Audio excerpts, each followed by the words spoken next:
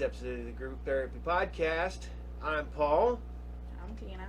Brandon is on sabbatical tonight, playing some pen and paper RPG. So we'll let him have that one. We'll let it slide this time. Hopefully we can get TJ back again because we apologize for last week's episode. Last week's episode was a mess. We did we did a test. The camera we had gave up the ghost right when we were trying to shoot. So he had to use my school webcam, which is, I literally just use it so I can take tests. And well, we tested it and we had it was fine. And then when we ran the entire episode, yeah, for some reason that camera will not work with the microphone. Yeah, that microphone. So we shot the entire episode. I went to edit it and discovered the sound was completely off through the entire episode. We'll have TJ back again for another episode where he can sit here and talk and you can actually hear us this time. For those who did crank up the volume and go through the whole thing, we apologize. We are very sorry. Hopefully that will not happen again. This is our first night with our new camera. We will hopefully have the mic, our regular mic back, so the sound may be a little off tonight. So hopefully the testing went well on this one too. So with the mic with the microphone on this one. Okay. So we're going to bring back our actual table mic then next week because we realized when we went to set up we needed an adapter that we did not have. So we'll just order the adapter and next week we'll have the microphone back. But we're going to have a little free-for-all on this episode. We're going to talk. I'm going to do some reviewing on some comic books. We're going to talk some RPGs, talk about some upcoming stuff. I have no idea what we're talking about because he doesn't tell me. I didn't even really know. We just came back. We were down in Vandalia. Went to go visit Jesse so I could pick up some books, and had a discussion with Jesse. So in the middle of a snowstorm. In the middle of a snowstorm. Not in the middle of a snowstorm. Snowstorm. Yeah. For check your local listings for weather. Yeah.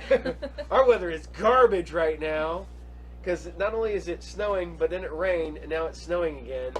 And I was just in Brighton, Michigan last week, and it had snowed a lot there. And my family lives, it's called Island Lake, and it's next to like a state park area, but where they live is all kind of dirt roads, and it's a residential area. But, you know, you just wait for the big trucks with four-wheel drive to smush down the snow so you can drive through there with your car. And where my uncle is, there's kind of a steep hill that you got to get up, and typically it's not a problem, but this time I got about halfway up and then started rolling backwards back down it, you know, and there's a lake behind me. So it made me slightly nervous, but I survived. I did not go into the lake. Yeah, so Ohio snow doesn't seem so bad this week. No. Well, it's funny because you can leave here in Piqua, in sunny Piqua, and you can drive the 3 hours up to the lake, and it'll be 50 when you leave here and 20 when you get there. Oh, easy. So I mean, lake cold is a whole different kind of cold. Yeah, but okay, before I forget, tonight's episode, as always, is brought to you by brought to you by RU Game, the best video game, comic, magic, toy, movie, whatever I sell. It's a hobby shop. It's a hobby. In all of Piqua, Ohio, given the fact that I'm the only shop in Piqua that sells all this stuff. So you're only shop for a while that sells all of that stuff. Yeah, I mean, you know, like the retro gaming. And yeah. The next closest is 35 minutes away, somewhere in that ballpark. But as always, brought to you by RU Game at 124 North Sunset Drive, Piqua, Ohio, 45356. And you can check, you can follow the store at RU Game on Facebook. And if you ever see anything on there, you can notify me because I post stuff almost daily of all the new stuff I got in, which I will have new stuff in on Monday. Because last week, this week that we're currently on was Big Magic Week, so I had a ton of the new Kaldheim Magic, and that set was one of the ones where people were like, they waited till last minute. The only person who pre-ordered was Bone, and then all of a sudden, everybody wanted them, and I'm like, I have to order in advance, right? And I can't just, and then, so. That's the thing. Yeah, but no, Kaldheim is the whole thing, so we had a bunch of people for Magic coming in and going in and out all weekend, but then I got more coming in. I got more Magic coming in this Turn it week. down a little bit, Vince. So, Vince is over there watching something in fast Okay. forward, which is annoying enough when it's not fast forward. So, anybody who has a child with autism knows that a child will get locked into something, and they will love that, and they'll watch it over and over and over again. I feel sorry for all of you because we know exactly what you go through. Yeah. So It's a thing. it's a thing. Okay, but all right. We just watched. And we're not going to give any spoilers, so this is going to be a spoiler-free. Spoiler free. Spoiler-free. If we accidentally do a spoiler, then he'll bleep it out in editing. Yeah, hopefully. But we won't do that. Yeah. WandaVision episode 4 dropped this week. A lot of people were like, "Yeah, that's just." And I'm like, "Have you ever watched television before? It's nothing ever. I mean, it takes a few episodes to really I get don't know. going." I liked it from the get go. Oh, I did I too. liked it from the first episode. And I thought it was great. you get a bunch of big. This isn't really. It explains a lot. Yeah, in this one. yeah. And this is your episode where you find out pretty much everything. I mean, not pretty much no, everything. But yeah, but you just get explains that, a lot. Yeah. You get more of the story. You get more of the details. So yeah, if you watched the first episode and you were kind of like, go ahead and watch the next few. Get to the 4th episode, and I think that's when it'll draw you in. It's like everybody told me with Harry Potter. They're like, "Hey, you gotta read Harry Potter." I read that first book. That's not for me. I can't get into it. No. You gotta get past that one. All right. I read the second one. Oh, Jesus Christ, that's hard to get through, man. That's a little kid's book.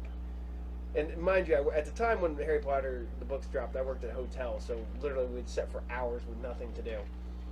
And the people I worked with would just leave them behind. They're like, "Oh, you gotta read them. And I was like, "Yeah, no, I'm done.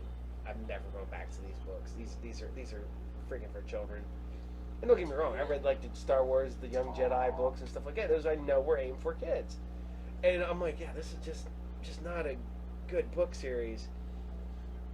And finally, we watched the movies. I'm like, yeah, the movies are okay. They're not bad.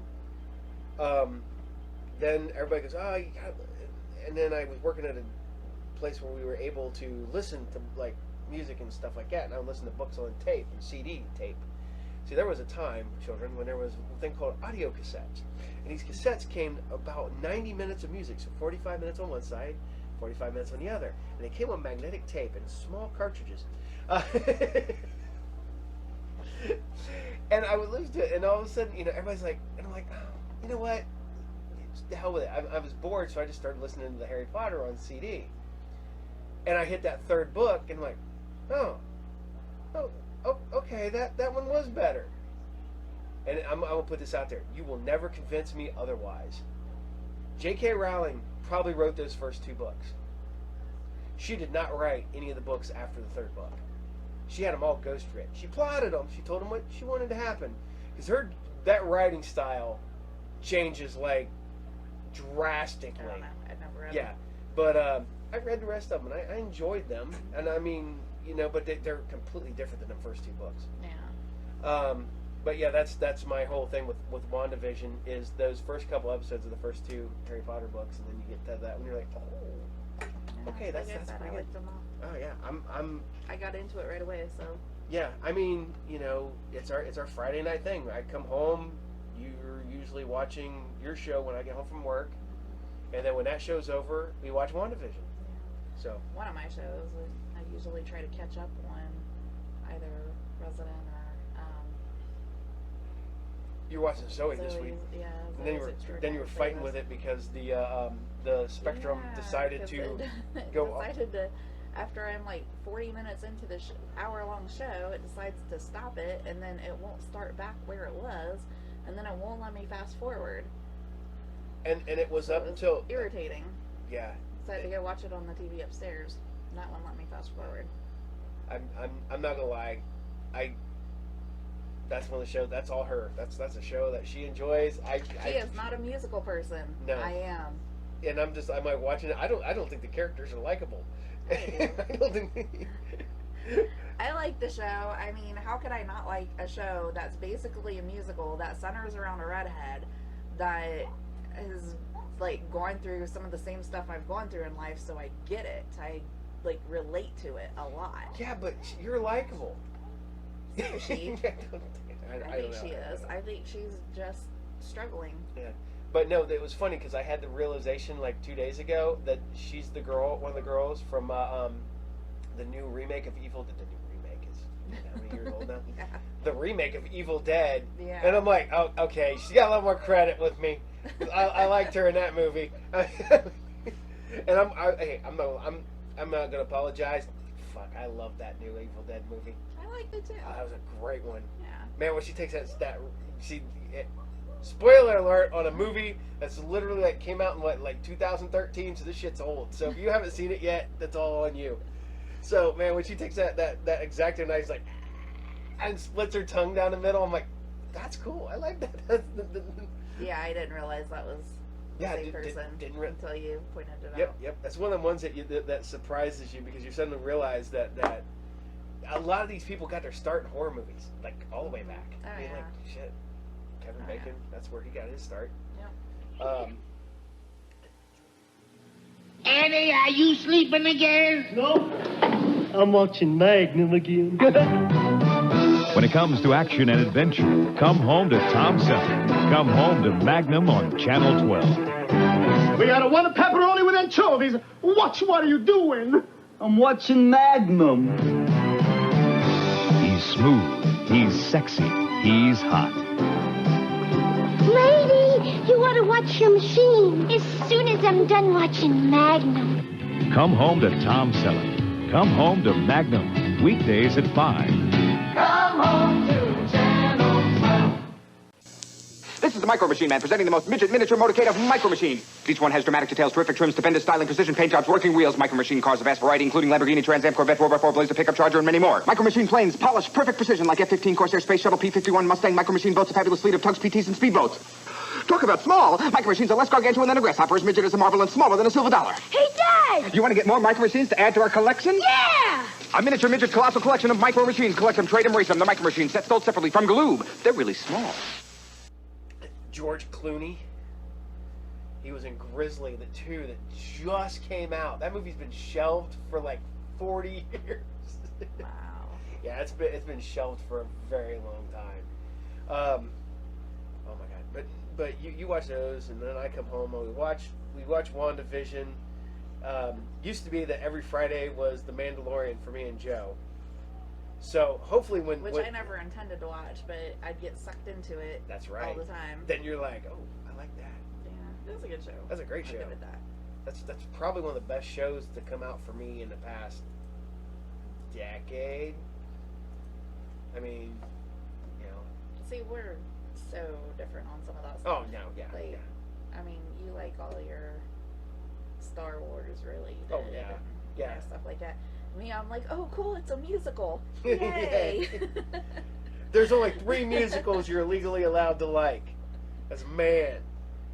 That is Purple Rain, Rocky Horror Picture Show, and Repo, the genetic opera. Hey, you liked Moulin Rouge. You know what? It had Obi-Wan Kenobi in it. So, yet again, yeah. We that's 4. we will say that. Well, no, because I like Obi-Wan Kenobi in it. Ewan McGregor. You want to make it better, you put in Ewan McGregor. That's how that's the.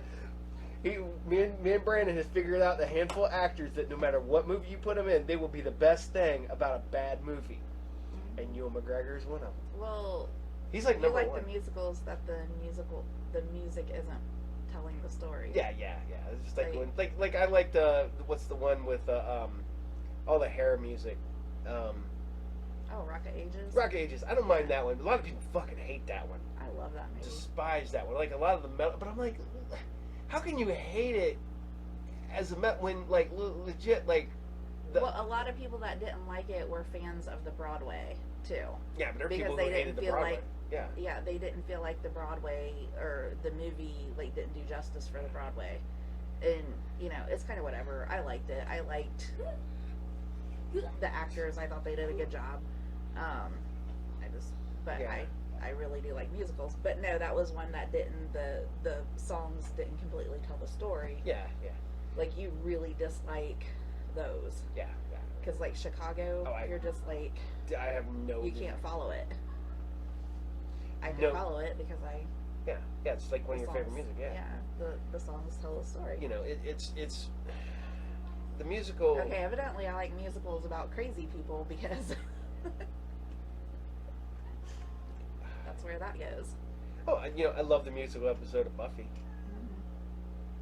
because That rabbits. was like so comedic. Oh yeah, it was great. Like, what do they need such good eyesight for, anyways? So. But, Yeah, that's kind of surprising that you like that too, because well, that's like I Flash and stuff. When they have the musical episode of Flash, I'm just like, nah. I remember when you went with me to see Romeo and Juliet, and you were like, I don't know what's happening. Oh no. You know what's the best one was when you convinced me to see Rent. I'm sorry. She's like, oh, Rosario Dawson's in it, and she's a stripper. I'm like, what? No. And then I was like, oh, that's wrong. You haven't seen. I did not lie. Yeah. I did not lie. Yeah. Rosario Dawson is in it, and she is a stripper. Yeah, that's not cool, man. That's not cool in any way, shape, I did or not form. lie. Yeah, at I know. all. But you That's did not one finish of my telling. favorite movies too. You did not so. finish telling the story, is what it is. You just ended all the information with that point right there. You did not finish with the vital information. You didn't ask any questions. I should have came up with some follow-up questions on that. Maybe you should have. I should have. Now I know better next time. Always follow-up questions, no matter what. Remember, kids out there, always come in with follow-up questions. You should say, remember, husbands, Remember, always come yes, up with yes. follow-up questions for your wives when they're trying Yep. to convince you to watch something that you really don't think you want to watch. If you don't think you want to watch it, what's really great was when Spice World. hey, I love Spice World. That's fun. I'm not gonna lie, that's a dumbass movie that was so. That I convinced you to go see, and you But laughed through the oh whole my thing. god, the supporting cast is Yeah. awesome in that Meatloaf. movie. Meatloaf. You had freaking Richard O'Brien. You had freaking Riff Raff from freaking. You had Alan Cumming and the supporting cast. The Spice Girls are whatever because they're not. It was a fun movie. Yeah, but It really was. the supporting cast that made that movie. Their support. I They're like Josie and the Pussycats. yeah, I do love Josie and the Pussycats. That's Yeah, that's see? satirical commentary on that one. So, and but what was it? De jour means love. De jour means friendship, man. I don't think that's what de jour means. Nah, Yeah, that's a classic. Yeah. Josie and the Pussycats is a classic. Go watch it. You realize that shit's like 20 years old I now? know. That's why I said it's a depressing. classic. Oh no, I had. But it still pertains. Yeah, oh, You definitely. can watch that movie and it holds up. And it has Rosario Dawson. Yes, it does. But she's not a stripper. No.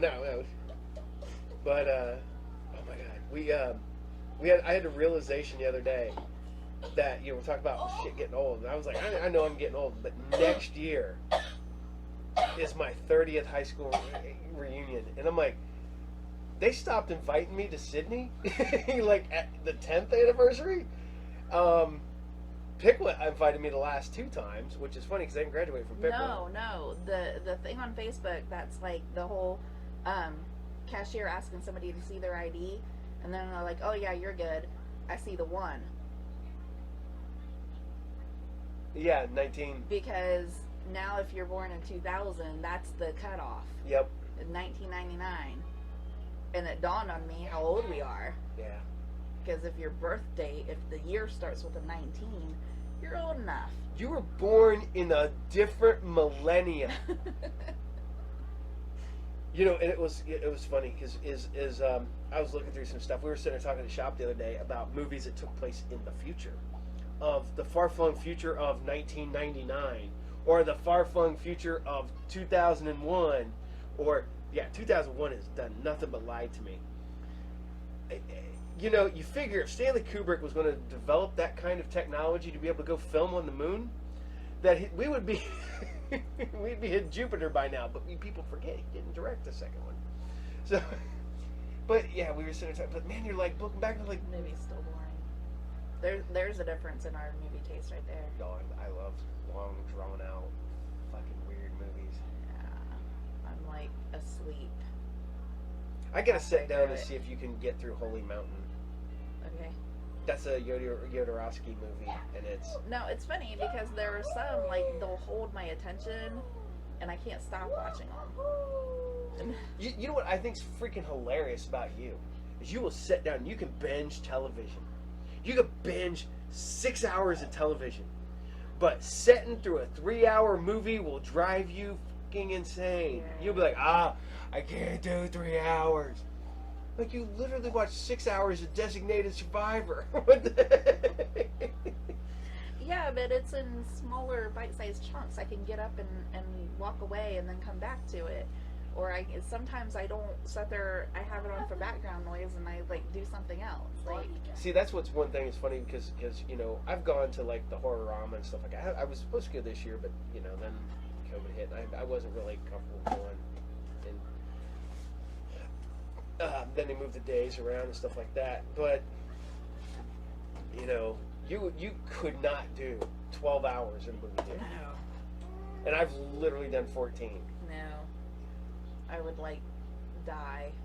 And the best one was I don't know if any of you guys remember this, was when Andy used to do the was it like Get Out Alive, where he would just show the weirdest stuff. You pay like $10 to get in, and if you made it like 5 hours through or whatever, for every movie you made it through, you got part of your money back.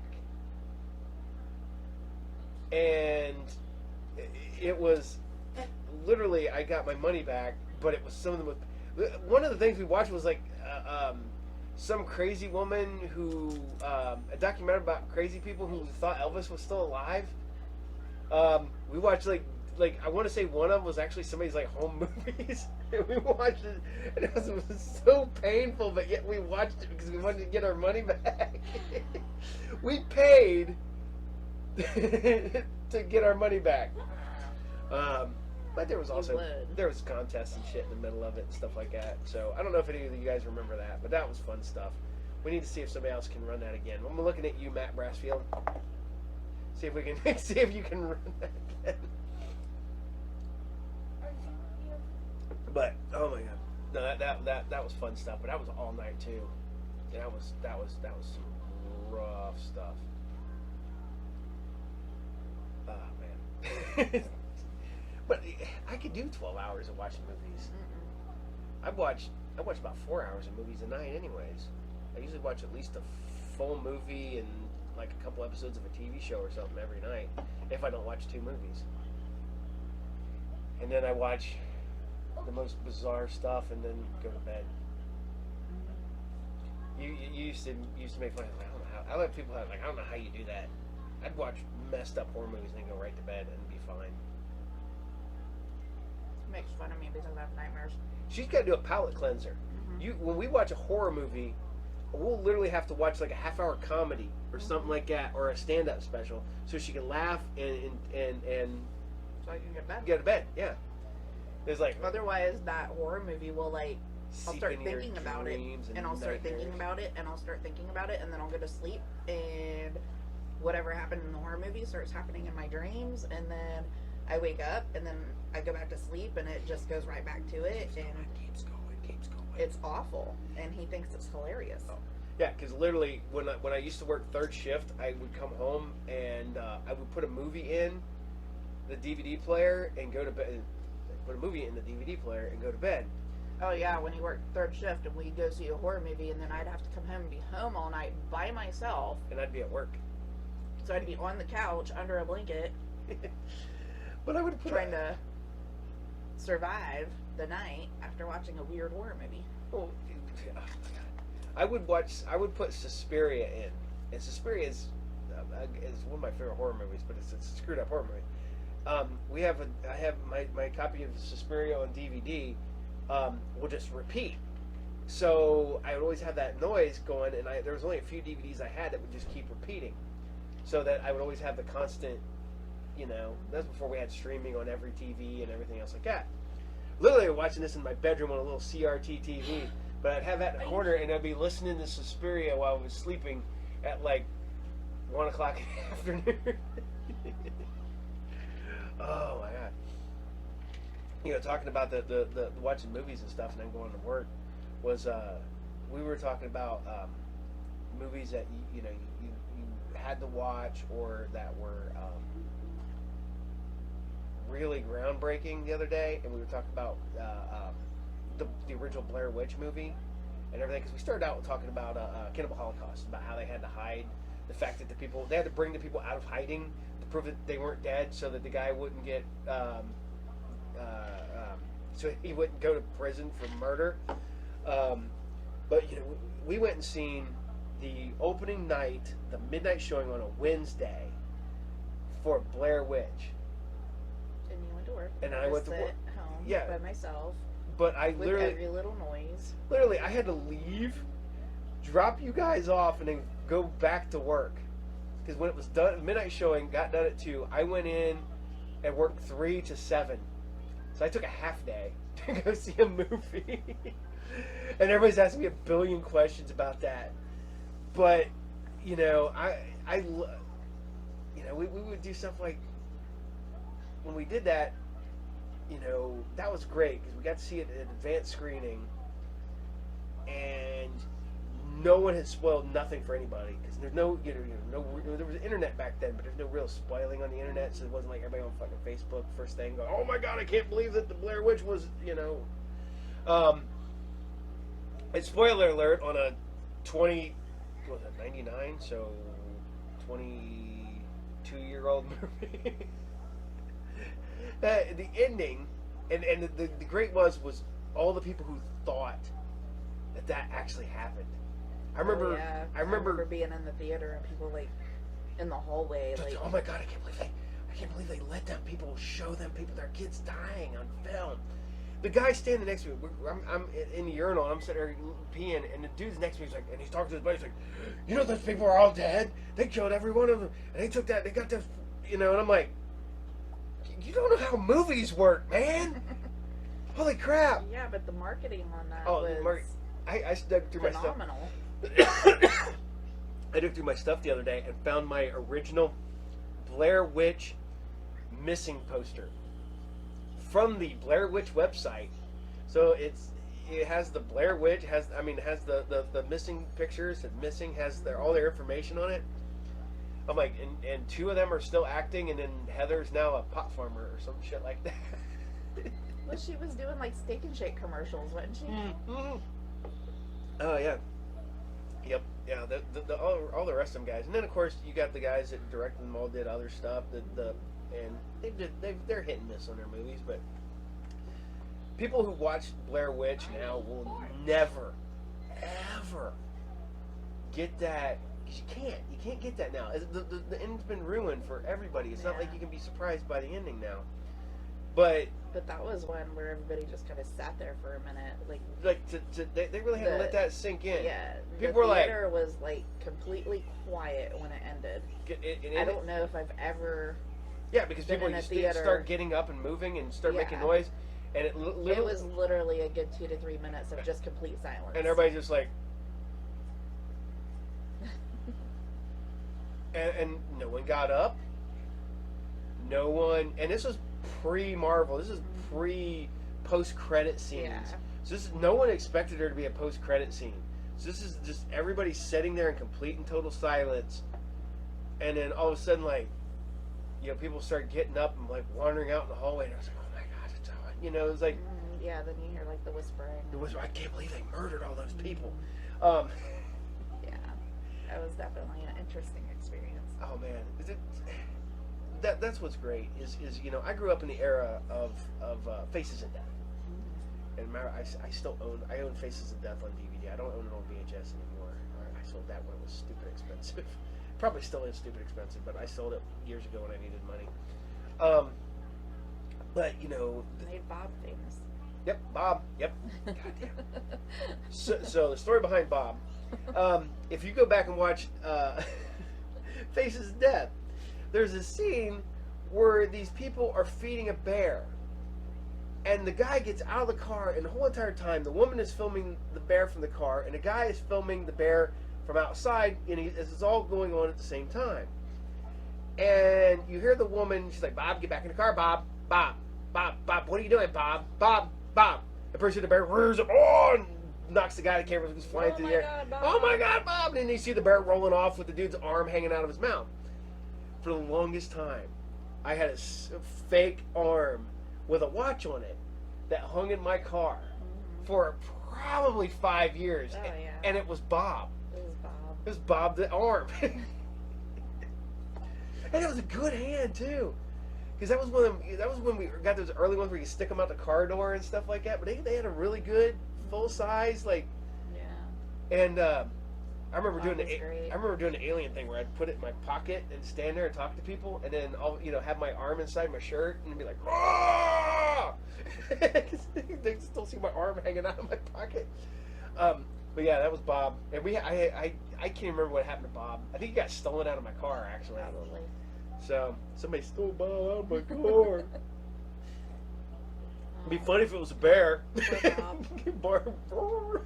Actually, feel bad for the real Bob, but Yeah, but there was no real Bob. but Bob did not die. I found out years later that freaking Faces of Death was Oh, all yeah, fake. that's And then true. you're like, And that's what sucks about, I got the DVD with Faces of Death, but then there's a documentary one after that, and it's Faces of Death, Fact or Fiction. And I'm like the animal, the dead animals and stuff like that, that's real. And they push that stuff. But man, like the rest of it, you're like, oh man, really? All these years I thought it was real? That sucks. And it's like you're bummed out because people didn't die on film for you. So, yeah, that says a lot about you. oh, hey, back when we were young, that's how we knew. When we would date a new girl, we would let her watch Faces of Death with us, and if they could get through that, then they were good enough to hang out with us. Oh, is that what that was? I passed the test. You passed the evidently. test. Yeah, that's right. You didn't get up and never come back. Sat there and ate snacks and watched Faces Oh of Death. my and... God, yeah. I remember watching one of the Faces of Death. It was Faces of Death or Traces of Death or one of them with Rick Peake back in the day at his mom's house. And I'm literally eating a plate of spaghetti. And his sister is like sitting over here. She's like, oh. And I'm like, Of course you are. She's like, oh my God, oh. I wasn't really gory. Well, Traces of Death, and I can't remember which one it was. It was one of the later ones. It wasn't the first Faces of Death. Because, man, we used to rent those all the time because we were screwed up kids. And they rented those to you. They also...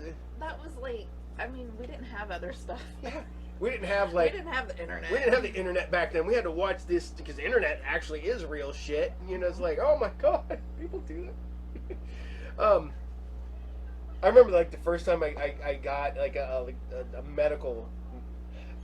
Like, when they show like people with their hands blown apart from like holding on to grenades or It don't look real anyway. no, it looks fake. It looks super fake. That's like the X-ray of the guy who was like firecracker, and his hand was all mangled. And it was an X-ray, and you're looking at it and you're like, that's not real. And then the next page is the dude's mangled hand, and you're like, oh fuck, that is real. And But that looks fake too. it still looks fake. It still Yeah. looks like a prosthetic. I mean, in the day and age of like. I'm a horror movie guy, a horror movie kid. I grew up, man. I worshipped at the ground of freaking like Tom Savini and K&B and Kevin Yeager and all these guys. And so I devoured all that stuff. So when I was like got older, when you actually see like you're just like that looks fake because it's real. You know, I worked on a farm, and you see dead animals, and dead animals don't look real, especially when they're. I feel like it's your brain, like Kind of taping over, but yeah. I mean, I've seen messed up stuff, and you're just like, yeah, it don't look real. Smell, though, smell, that'll get you every time. Rotten meat. Well, I talk about when I was a kid, when I got the really bad burns, and like the smell I will never forget is being in the burn trauma unit at Children's. Well, when I was a kid, I got my hand slammed in a car door when I was working at the grocery store, and I had to go to the hospital and get stitches put in. A kid came in who had got burnt real bad, and I don't know how he got burnt, but the smell when the kid came in, that I will never forget that smell, and it's like. You know, yeah, I remember being when I was in the burn trauma unit, because I mean that was a whole big open room. They just had curtains back in the day, you know, when I was like 5 when that happened, and I mean it just smelled like medicine and burnt flesh. And there's nothing on this planet. There's certain things that will rotten meat, burned living tissue. Hair. Yeah, hair, and that's probably a big part of it. Is when people get burns, is the smell of the hair. Yeah. I smelled a burnt horse one time, barn fire. That was gross. But and I could smell that. Like I didn't see it. It was like it was near where I was, and you could smell the dead horse. And it's like, but I could see a dead horse and be like. Dead horse, damn. The smell would hit me like, oh man. I can handle 90% of everything as I've gotten older. When I was a kid, things gross me out and stuff like that, and as I got older, I became like, I'm hard-hearted and work in the medical field. I can't be grossed out over a lot, but I still am at times. You know, shit. I've worked with people that you know, that the sight of blood freaks them out. And well, that's like when you were getting your phlebotomy certification when you were in school, and everybody wanted to do because everything popped right out and they could do everything on me, and I'm sitting there, I'm playing with the vial, and they wouldn't let me keep it. Biohazardous material. I wanted it. I was like, there's like 5 of them. Let me have one of them. And I'm sitting there going, but them girls are like, oh. I'm like, and you're going to be in the medical field? How do you... It blows my mind that people wouldn't get in the medical field that are squeamish when it comes to blood, period.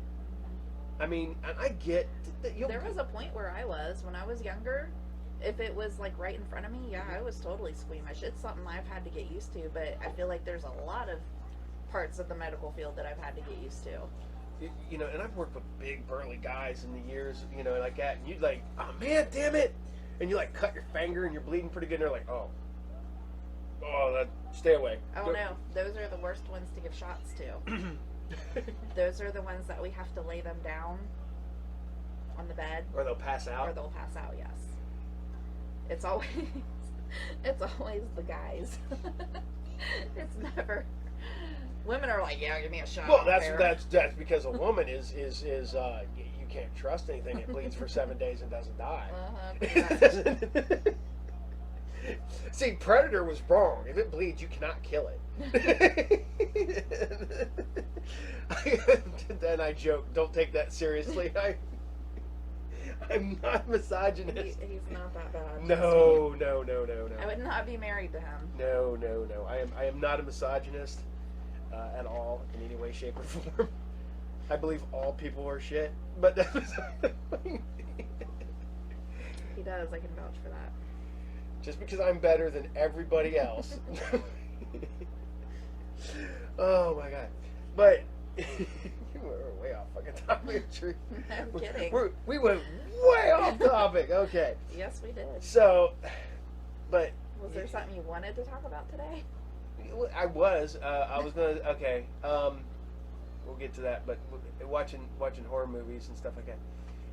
The ones that bother me, it's gore. Like that don't bother me. It's like when real shit happens. You know, you're just like, I don't like that. You know, like when little kids die in horror movies or dogs, Yeah. cats. No. It makes you uncomfortable. Hey, like, yeah, I don't like that.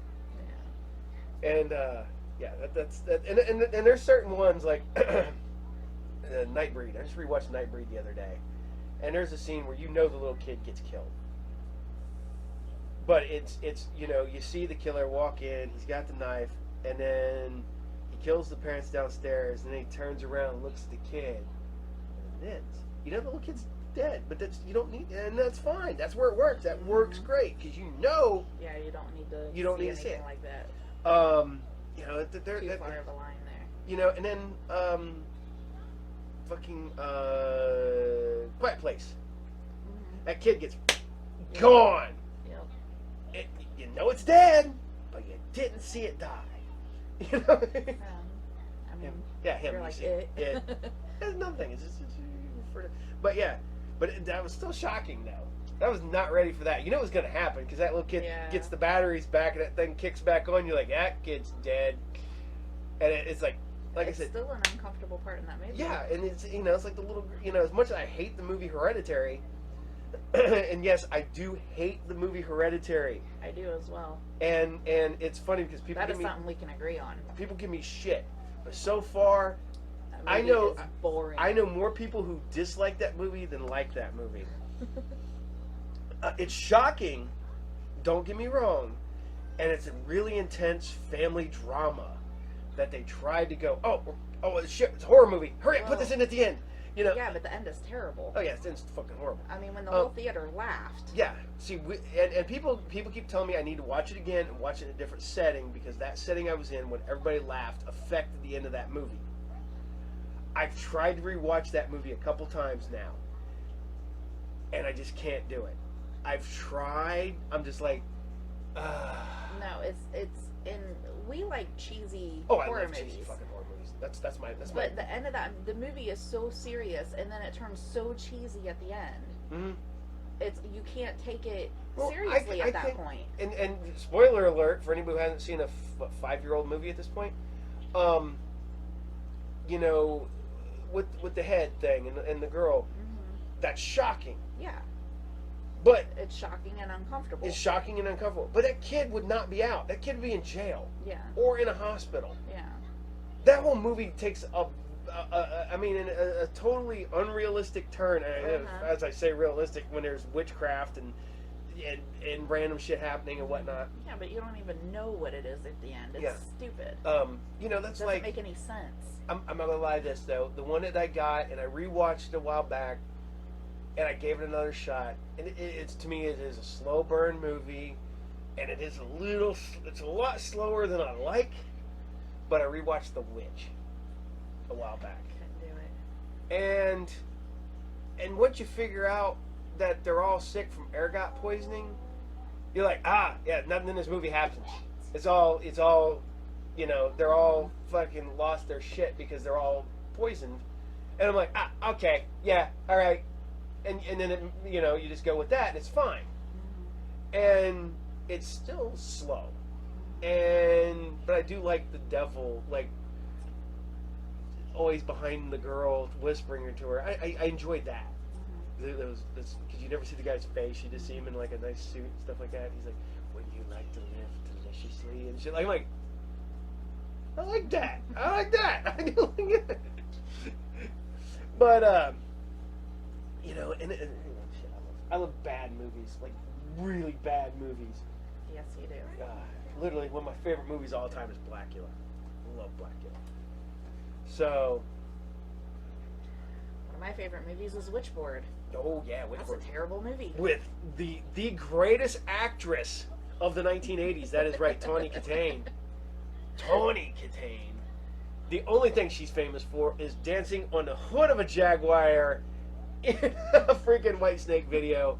and briefly dating But O.J. I Simpson. love that movie. I love that movie. The masked racing team is here. Wildcat's a meteor. Come back. Roger, Wildcat. I've spotted the Venom Buzzard, and I'm in pursuit. On my way, Clutch. Looks like company, Max. Buzzard, detach.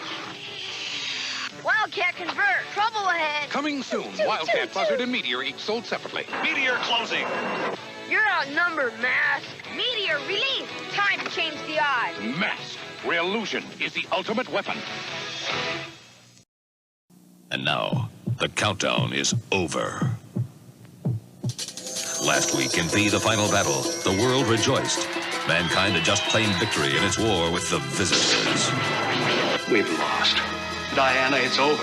Earth had one secret weapon, the red dust, discovered by Mike Donovan and Juliette Parrish. When not protected by antidote, the toxin proved fatal to aliens, but harmless to other life forms. Once scattered into the atmosphere, it drove the Visitors into retreat, but drove the alien leader, Diana, to nuclear revenge. Donovan had no way to stop the countdown to destruction. Try! It was the star child, Elizabeth, half human and half alien, who amazingly saved the world. Tonight, Diana is back. This time, she's mad.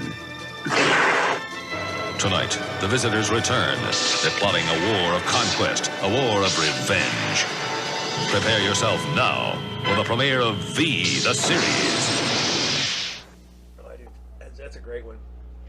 And then I gotta find a copy of Ghost Town because I loved that movie as a kid. And I got Ghost Town on VHS. I also got Ghost Riders on VHS. Ghost Town is not Ghost Riders. Yeah, I got both of them. But yeah, I gotta find. See, shit's killing me right now because there's so much stuff that I'm trying to find, and yet we're going back to this when we did the lost media stuff.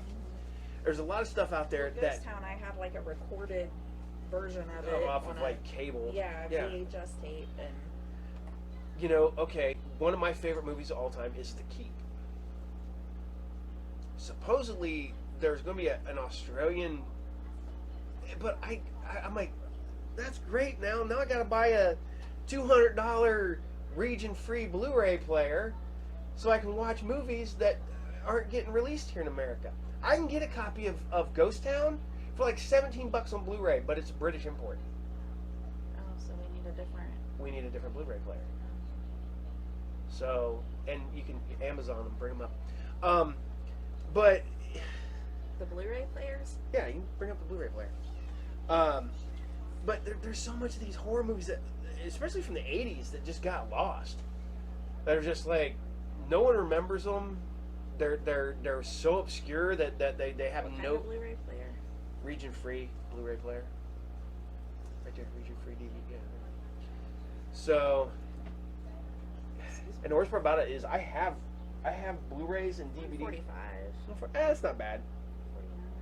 I looked at one the other day, and the one that I was looking at was like 200. But yeah, but then you can go look up Ghost Town. That's $100. Yeah. Region for shit. See, that's the worst part about it is my cheapest DVD player I ever owned, which was an Apex little DVD player, which was, and I still own it because it's my only region-free DVD player I have, and it's you gotta like drop the disc in, and it's like booby traps. You open it and drop it in real Now, quick. if you want like the Ultra 4K HD, blah blah blah, you're looking at like $300, but okay, my bad. They're like $150 now, which isn't horrible, I guess. But yeah, the media is funny because there's movies that over here they got like a print run of like 1,000 copies, and it kills me. And I need to start I know it's bad because I keep starting these like shot on video people that will only print like 100 copies or 25 copies of their movie, and I'm like, I really feel like I should own that. Just even if I store it away so that I have a copy of that media. So when it comes down the road and people are like, hey, have you ever seen this movie? Yes, I own that movie. You know, I've got obscure ass movies, but I don't have some of them that are super obscure. But no. Look up Ghost Town on Blu-ray, and no, wrong Ghost Town. Not that one. Not that one. That one. Click on it though, because I think you can still. It'll come up with a. 94.91. Yeah, $100 for a Blu-ray of an That's episode. stupid. Yep. Yeah, because I got that on VHS with that on the cover. Yeah. Yep. So even though Yeah, it's funny because I couldn't remember the name of that movie until my mom brought it up. Mm-hmm. But there should be. I liked really weird freaking movies when I was a kid. That and is it House 2 that has the caterpillar puppy? Dog? Yep, Yeah. yep. I love that movie. That's over there somewhere. I know. It's on the wall. I mean, I liked House, the first one, but House 2 was like my favorite. I gotta order them with the old cowboy. Yeah, what's funny is and- that was the Crystal Skull Uh-huh. was the whole Yep. concept of that movie that people forget. That was pre Indiana Jones and pre what do you call Ancient Aliens and all that stuff. It was the Crystal Skull. Yeah. So yeah, it's a box set now. It's the House box sets. House, the second story. God, I remember seeing House movies. I loved those when I was. Oh, okay, yeah. The other one, which I think is hilarious, was Extro. Extro is a really well-known movie, but it's got a stupid low print run. So, you, like any of the VHS or any of the DVDs out there, are stupid expensive, except for like the British import, which you can buy for like $10.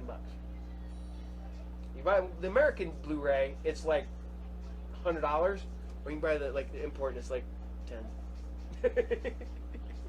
All right, you're gonna have to get on to the stuff that you wanted to talk about. Okay, what are we at now? Okay, we're approaching an hour. All right.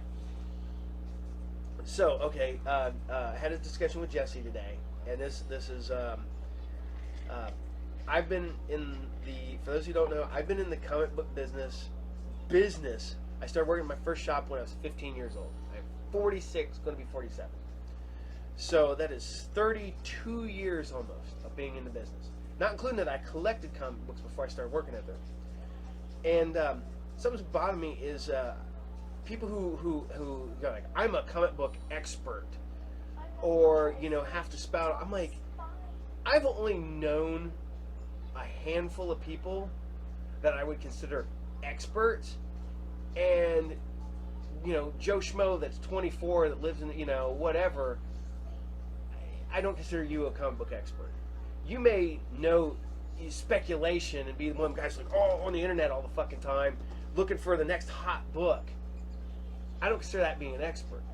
If you're an expert, you're one that's like, okay, you're looking for old stuff. You're like, okay, first appearances, who was artist on this book, this, that, and the other. Literally the two smartest dudes I've met, and mind you, this is, and I've been in this business. I know a shit ton of people who own comic book stores.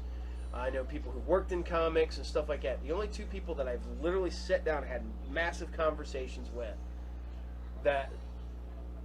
their encyclopedia knowledge on comics, and that I would even consider experts, is Kevin Eastman from Teenage Mutant Ninja Turtles. I mean, I've had to sit down with him because remember when we were set up next to him at Gem City, and I talked to him for hours on end about everything, and him and Mark Waid. And Mark Waid's a really polarizing character, and some people hate him, some people love him. He's always been nice to me. I've got no problems with him personally. I know some shit he's done to other people, but that's not me, so I can't say that he's. But me and him have had big, long conversations yet again at Gem City, and that dude knows his shit. I mean, it goes way back. That dude, he worked as a continuity editor for years, and that I consider an expert. You know, I don't, and these guys are. I think there's different levels of expert too. Yeah, So, I would never, even as long as I've been in this business, as long as I've read comics, as long as I've been doing all this stuff, I would not consider myself an expert. See, but you're looking at expert as in, you know, you're talking about people that have been inside the comic book business, that have written, that have drawn, that have, you know, actually had their hands in it. Yeah. So that's a different kind of expert than, say, somebody that has spent most of their life collecting, who has ran a business. You are an expert, but in a different sense of it. Yeah, but it's one of the things that bothers me when people who are relatively new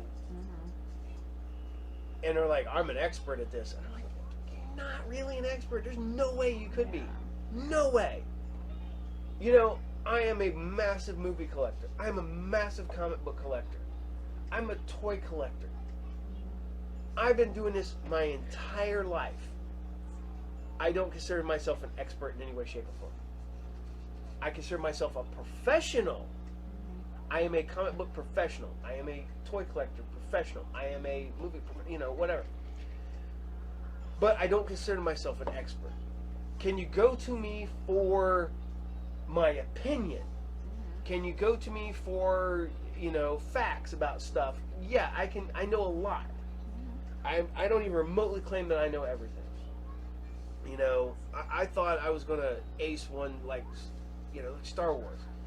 You know, there are people out there who know far more than, and I've consumed Star Wars from beginning in my entire life. But it just bothers me that the level of people who pretend and put that out there, and the level of people who believe it. Yeah. And I'm not calling anybody out. I don't want to call anybody out.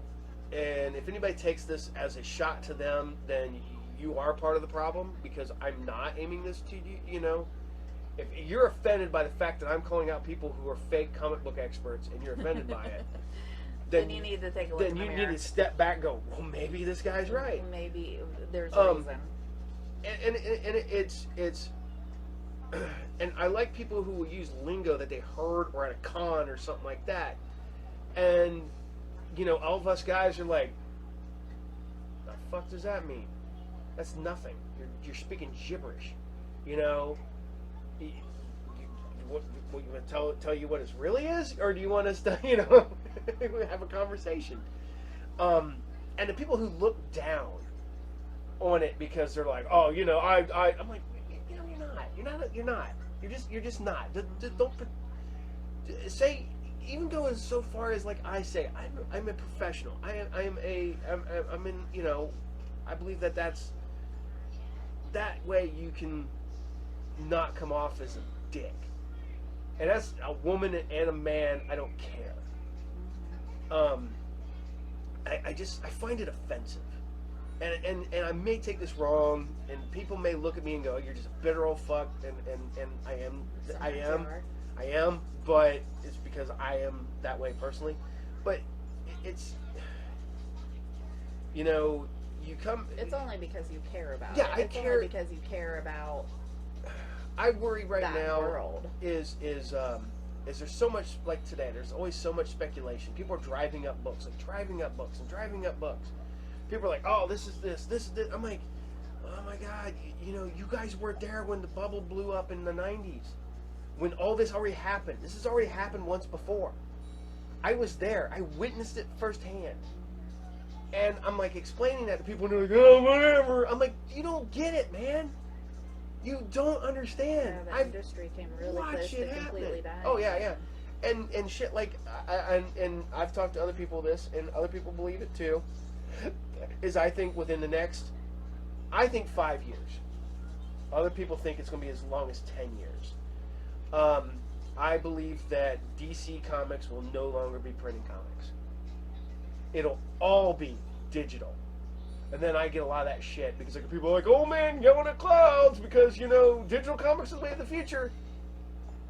There's no collectability. There's no way to okay, I bought a digital comic. And then Joe It's Schmo over taking here that fucking away. downloaded it for free. Yeah. There's no money in it. Yeah. It's taking a lot of that Yeah, away. and it's funny because literally. But people are going to be like clamoring to get that old stuff. Yeah, and that's going to come to the fact is that back issues. People are going to just start collecting back issues because people aren't going to read. I know if everything goes digital, I'm not going to read new DC. If there's a company publishing physical comics, I will continue to read those comics, unless they're garbage. And I don't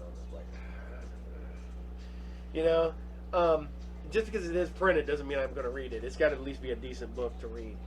But no, that's just my stance on that, and people can take it as they will. And if you take it offensively, that I'm a bitter old bastard, then you need to step back and look at yourself, because if you're counting yourself as a comic book expert, and I've been in this a long time, and I don't consider myself an expert. And I'm not gonna, I'll help people buy stuff. I will tell people what's a good book to read. I will, it's one of them things. It is what it is. But, all right. But to get to further down the road, a little bit further on down the road, all right. I was able to finally get a copy of the Fallout Wasteland Warrior RPG. This is like the skinniest damn RPG I think I haven't own. even opened it and looked at it yet. Look at this is groundbreaking right here. Look, I'm going to hand this book off to Tina, to which she will open for the first time a physical copy, Look at this. not a PDF, even though it comes free with PDFs, which is actually pretty freaking cool, to be honest. That happens a lot. Look at that. Includes PDFs right there. Yeah. So we got to get the dice. Yeah, the dice will be in tomorrow. Or actually, they might be at they're in transit right now. There's the code. All right, I'm pretty excited about this because he's not like a huge Fallout fan, but I am. But I am an RPG guy. Yeah. And So this will be something we can kind of connect on, because it's really neat to have these little things that we can connect on, because I am totally, I love video games. Well, you were also a big freaking World of Darkness player. Yes. And the thing is this is you can do a lot of miniature play on this one too. So Cool. there's gonna be that too. Cool. Yeah, because we played a lot of World of Darkness, a lot of Wonderland. Somebody asked me the other day, and they're like, "What's the scariest thing happened to you while you were playing World of Darkness?" I was like, "Daylight." We started playing at like 8 o'clock at night and completely lost track of time till we looked out the door, and it's like, "Oh crap, the sun's up," and everybody's like, "What?" I was like, "Oh, y'all need to leave. We need to go to bed." Yeah. Oh, well, this is pretty cool. Yeah, you got your archetype cards and shit. That's pretty cool. Pretty cool. A lot of miniatures. Looks like. Alright. Do you see that? Yeah, there's character sheets and stuff like that. Nifty. Alright. And I'm going to tell everybody again. So you can talk about that stuff while I Remember, look at this stuff. if you want your books monthly, go to your local comic book store, get a poll. Don't call Wednesday when the book comes out and go, "Hey, do you got a copy of the book that's already $20 and hasn't even got to your shelf yet?" Probably not, because if you order your books in advance, you are guaranteed a copy of that book 99.9% of the time, unless we get shorted, which has happened. And then I go out of my way to make sure that my file He has system. guys for that. He Yeah. knows people. Yeah, I He know will people. call around. He will travel. I've taken a hit.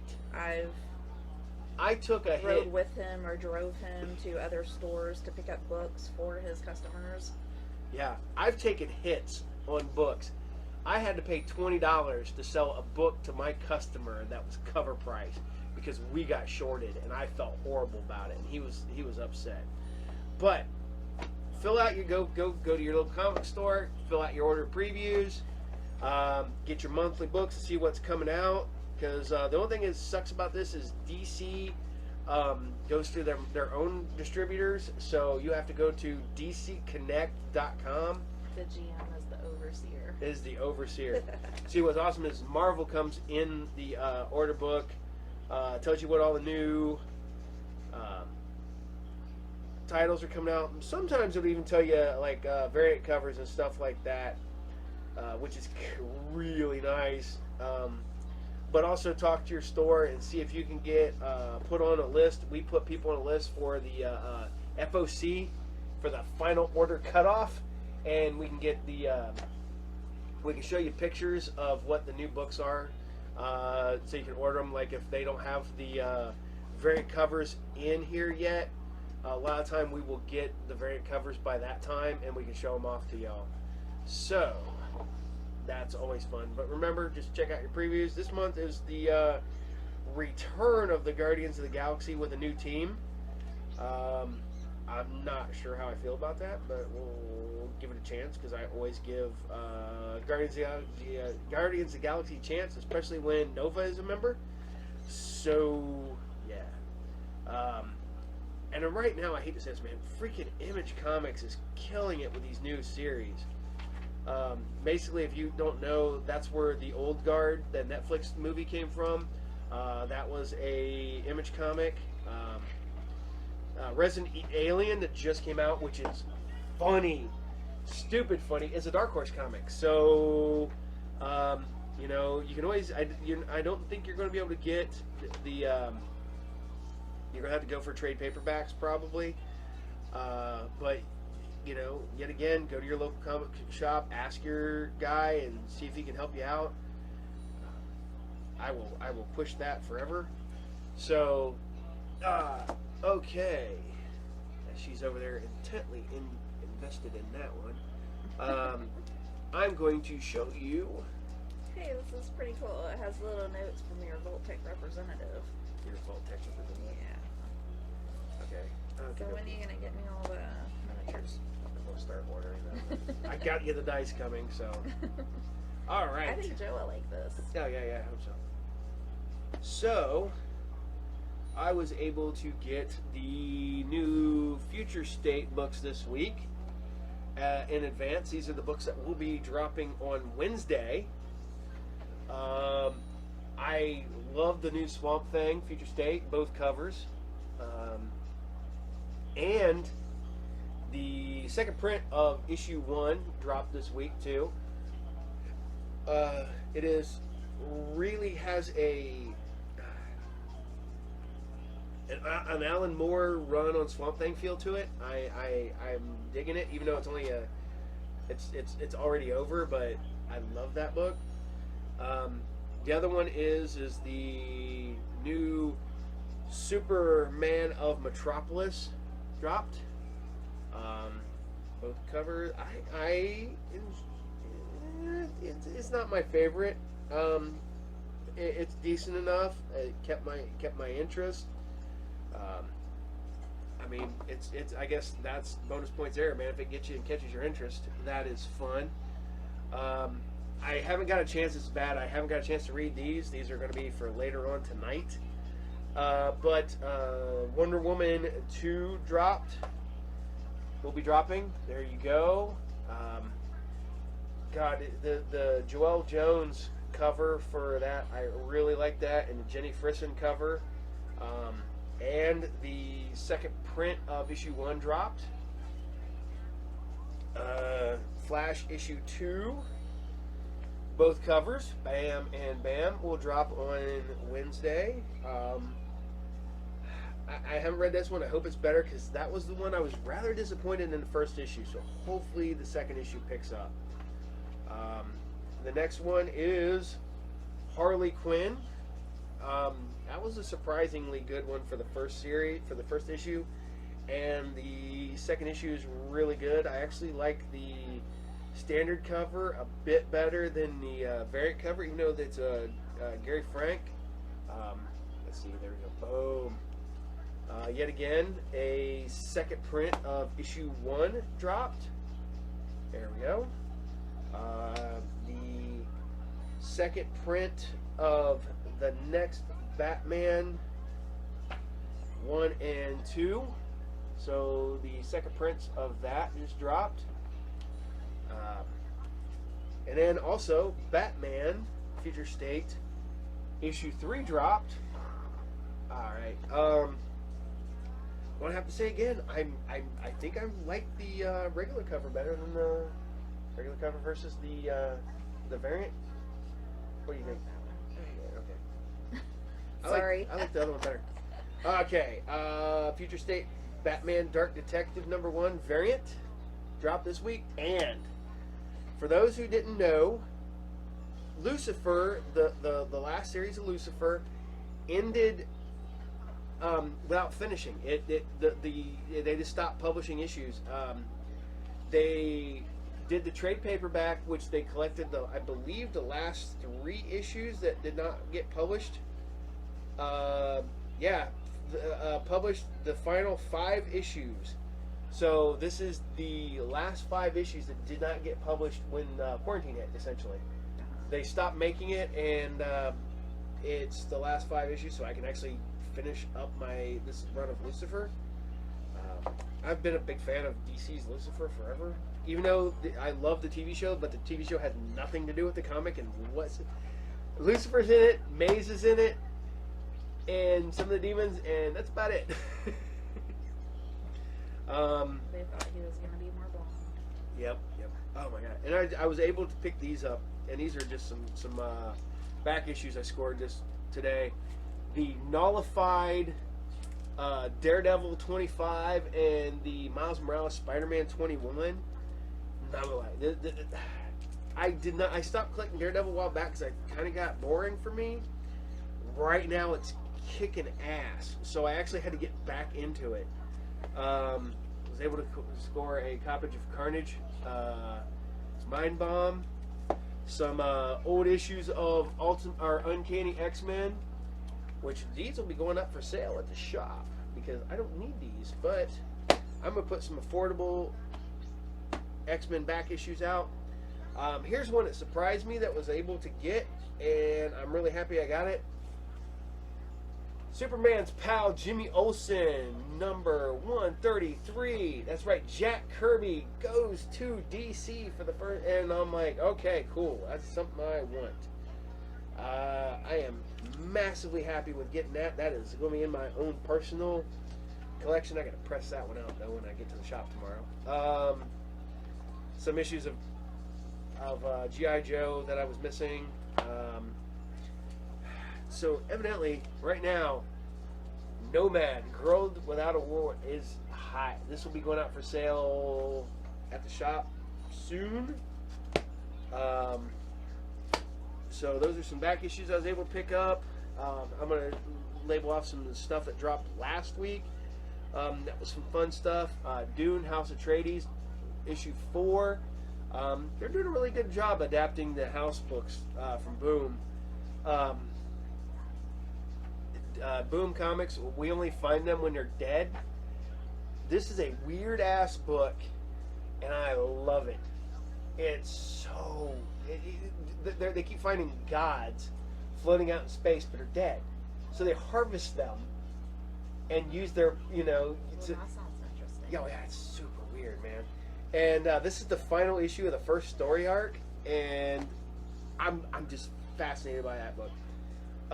Dead End Kids from Source Press. This one is I didn't know how to take this. Frank Gogol. Sorry, Frank, if I butcher your name. Sent me a link to let me try this book out a while back. I told some people about it. We had a few customers pick it up at the shop. But it is a pretty enjoyable. I want to say it looks like the beginning of a coming of age book. It's Dead End Kids, The Suburban Job. I'm happy with that one. Steak from Scout Comics. This one's fun vampire book.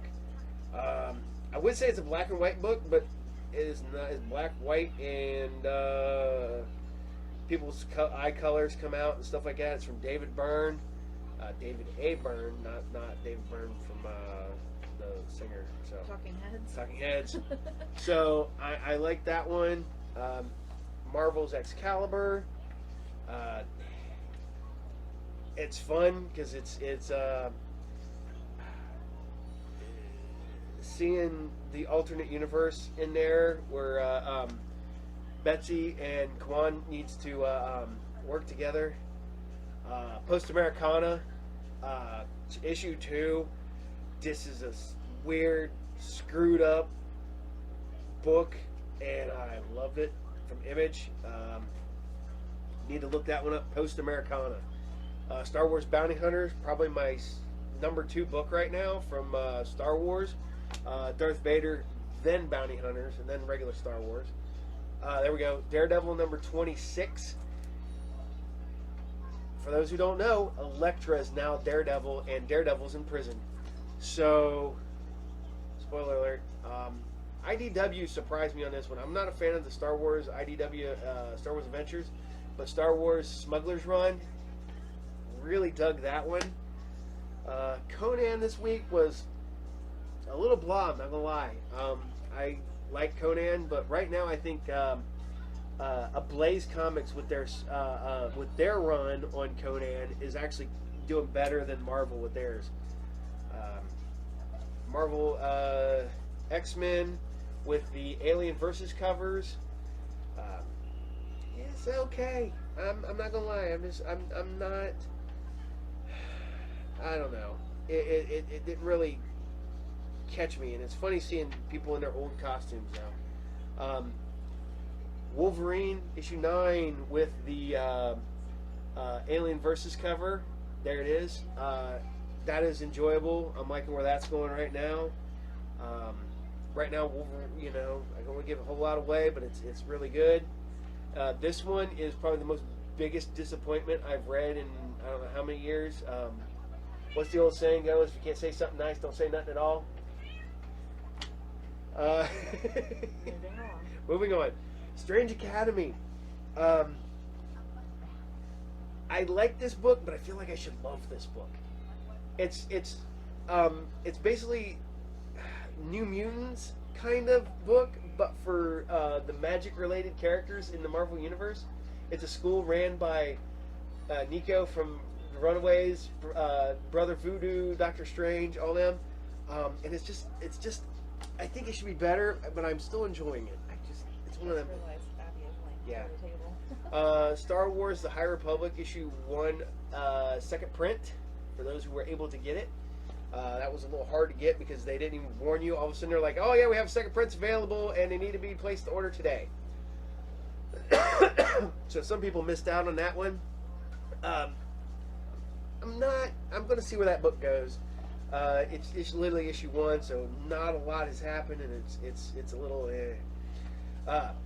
Savage Avengers.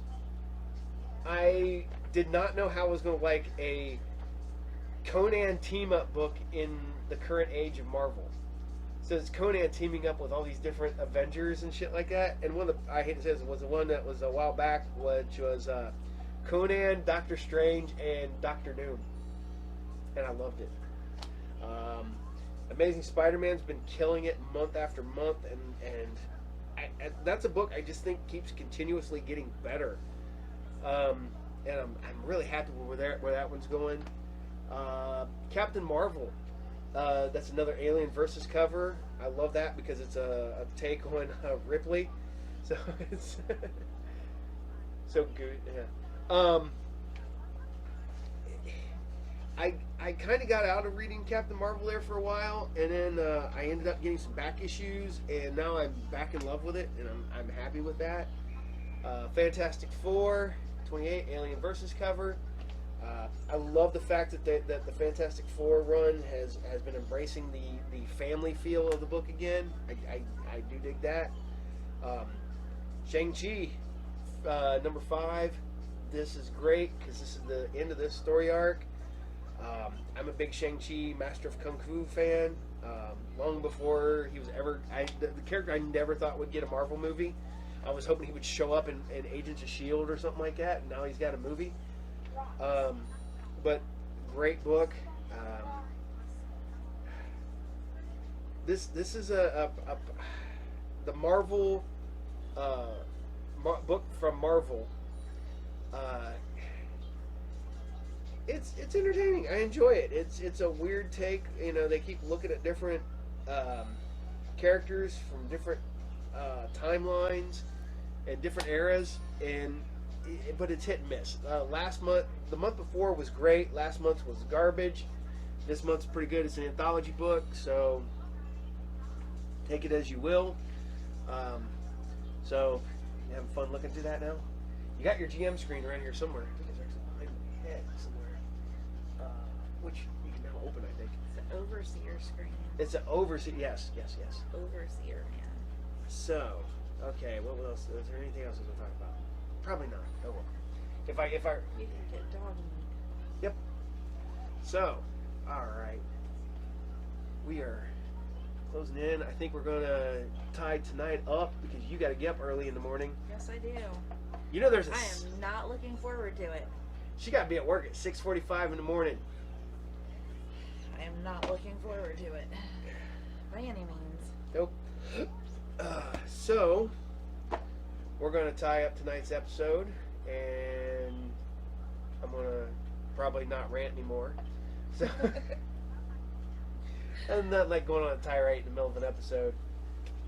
But I'm still going to put this out there to the Nature Boy Paul Lee. I will still fight you. Okay. You will. I might lose, but I'm not going down without a fight, because that's bullshit. Not going down easy. Nope. So, as always, I'm Paul. I'm Tina. And we're not licensed therapists. No, not at all. Not in any way, shape, or form. So, good night, y'all.